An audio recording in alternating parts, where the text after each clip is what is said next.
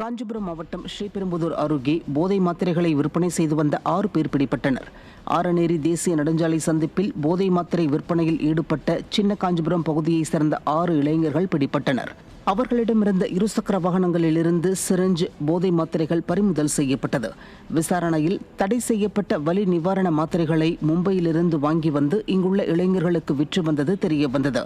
விடியா திமுக அரசின் ஏவல் துறையினர் சோதனைச் சாவடிகளில் கும்பகர்ண தூக்கத்தில் இருப்பதாக மக்கள் குற்றம் சாட்டுகின்றனர்.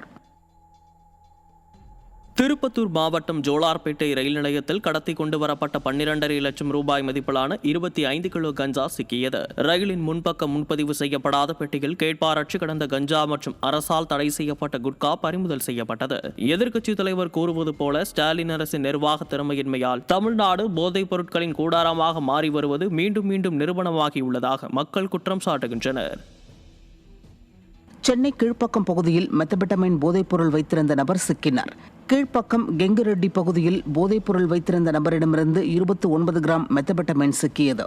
ஸ்டாலின் அரசு ஆட்சி அமைத்த நாளிலிருந்து தமிழகத்தில் போதைப் பொருட்களின் விற்பனை அதிகரித்து இளம் தலைமுறையினர் சீரழிந்து வருவதாக பொதுமக்கள் வேதனை தெரிவிக்கின்றனர். சில்லறை விற்பனையாளர்களை பிடித்துவிட்டு விளம்பரம் தேடும் ஸ்டாலின் அரசு போதைப்பொருள் கடத்தல் கும்பல் மீது தீவிர நடவடிக்கை எடுப்பது எப்போது என பொதுமக்கள் கேள்வி எழுப்புகின்றனர். கடலூர் மாவட்டம் காட்டுமன்னார் கோவில் அருகே கஞ்சா வைத்திருந்த நபர் பிடிபட்டார். குமராட்சியில் விற்பனைக்காக வைக்கப்பட்டிருந்த கஞ்சா பறிமுதல் செய்யப்பட்டதுடன் கஞ்சா வைத்திருந்த சுர்ஜித் குமார் என்பவர் பிடிபட்டார். காட்டுமன்னார் கோவில் பகுதியில் தொடர்ச்சியாக கஞ்சா பறிமுதல் செய்யப்பட்டு வருவதால் அச்சமடைந்துள்ள பொதுமக்கள் இப்பகுதி கஞ்சா விற்பனையில் தலைமையகமாக மாறிவிட்டதாக வேதனை தெரிவித்தனர்.